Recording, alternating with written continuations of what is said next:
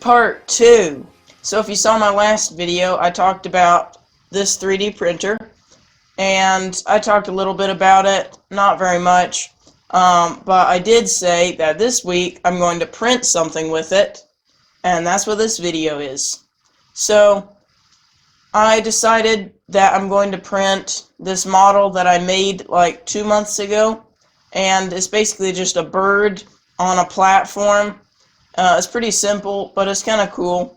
I will have a link in the description to the file if you guys want to print it as well.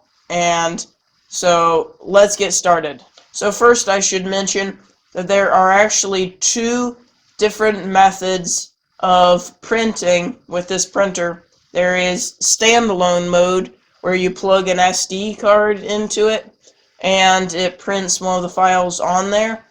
But that's a little bit glitchy sometimes, so I'm not going to get into that. I'll just use the other mode, which is you have a laptop. So you pull up a program called Cura, and this is what you would use anyway to get the G-code file for the 3D printer. But you can print straight from that program to the printer if you use a USB cable connecting the 2 together, and that's how I'm going to print in this video. So here's the cable that you need for that, USB A to B. So you plug the one end into the port on the side of the printer here, and then you plug the other end into your computer. And then of course we don't want to forget about the roll of filament. So you want to connect that up through the filament sensor, and then up through the hole, and you hold the clamp here and you move it around some, and there we go. I put it all the way through, and now we're ready to print. Actually, I have to rearrange this a little bit. I'll put my computer around over here so I can see the screen, and I'll put up on the video the screen recording of what I'm doing on here. Okay, so let's turn the printer on.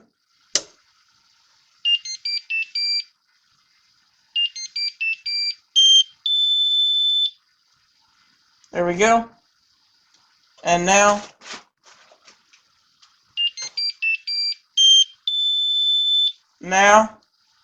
as you can see here on my screen, a thing pops up, print via USB. So I'm just gonna click that, and it started printing already. It's really not very difficult at all.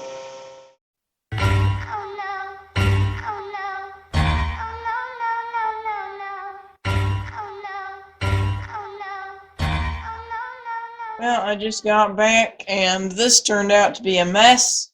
So let's clean this off of here and let's print something else.